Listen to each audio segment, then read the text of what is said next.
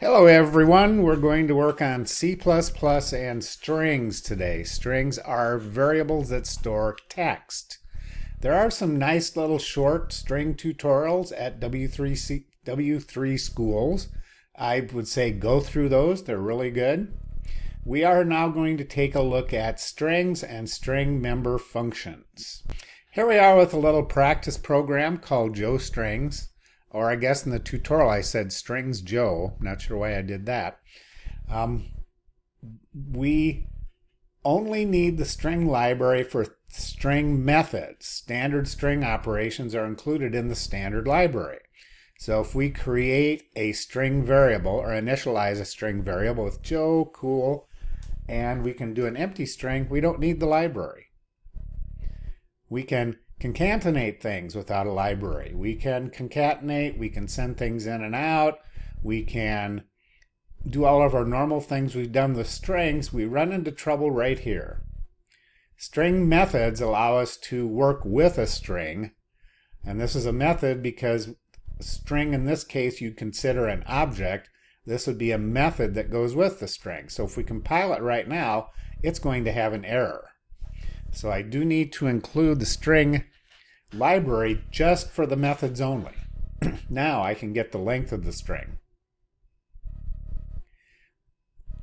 I can return a character at a number position in the string.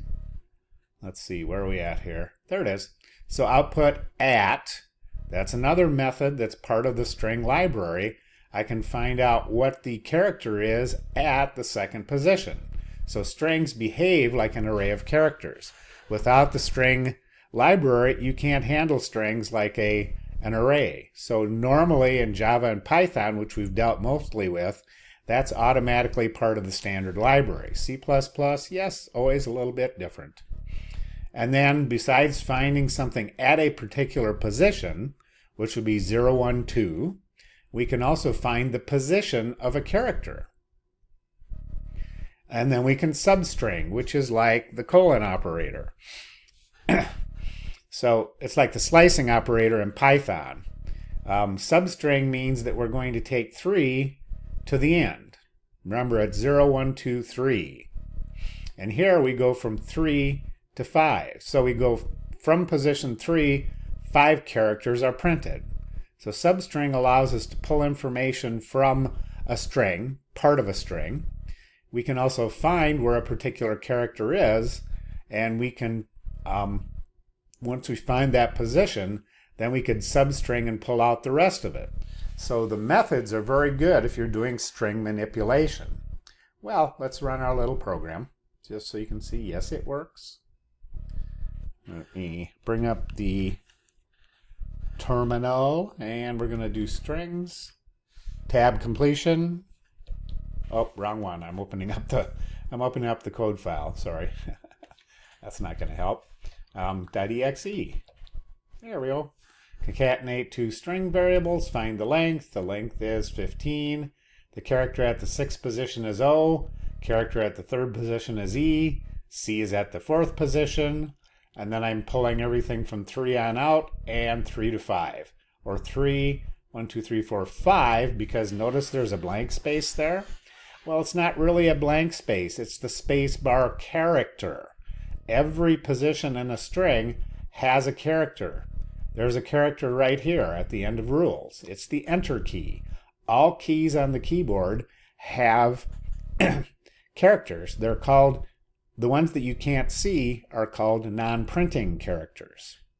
To this point, we've been using cin, which gets information from the standard input into our program, into a variable. We type in something after the prompt. We get that information from the keyboard stream, assign it to the variable, and then we can work with it. Well, we've never quite looked at this scenario. So let's look at this scenario. Let me bring up my console here. And I forgot the name. Okay, name. Whoopsie. Type it. .exe. If I enter my name of Bill, I'm good. No problemo. Enter my name as Bill Loring, which is my full name. it only grabs Bill. CN stops as soon as it sees a white space. That's the term for when you press the space bar. Well, we can fix that, but we can't use CN to fix that. We have to do something new. We can use getLine, which of course is part of the string library. So let's get out getLine, name, there we are, name getLine. We have our string library now.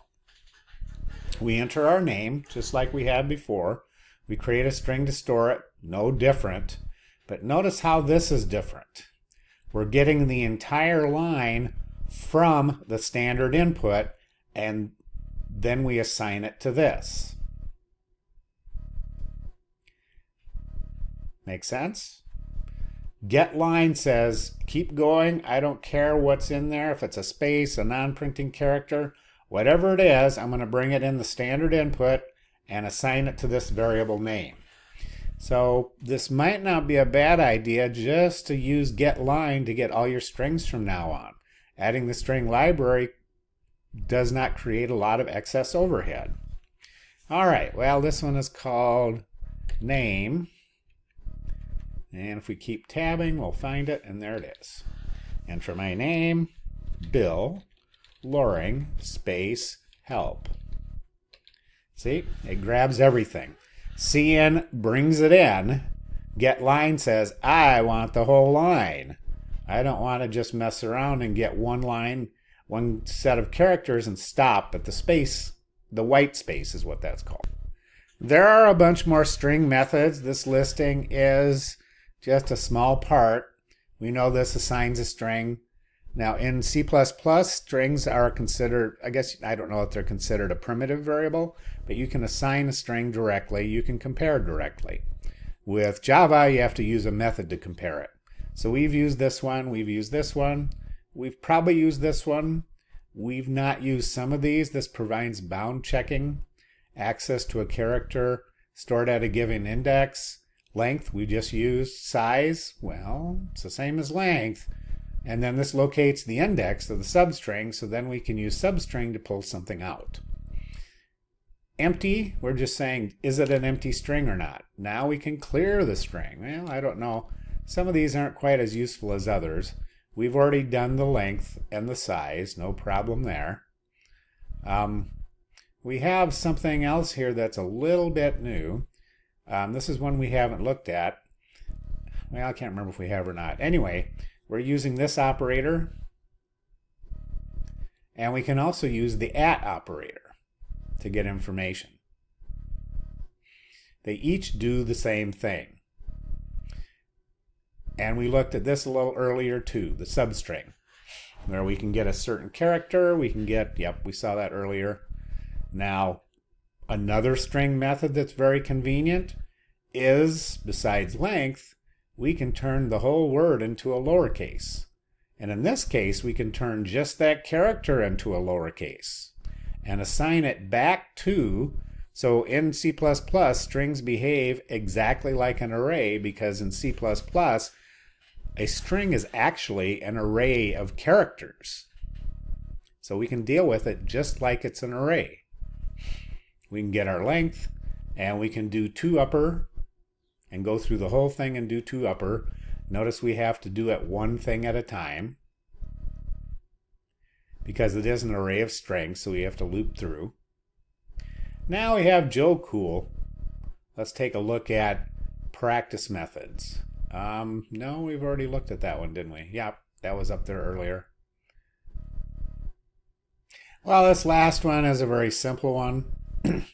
We have a password 01. We're going to test the password. Well, can we really know how to test the password yet in C++? No, but we can get the length of whatever you've typed in, the password length, and compare the two so that we find out if it's just the right length. That is our brief introduction to strings in C++.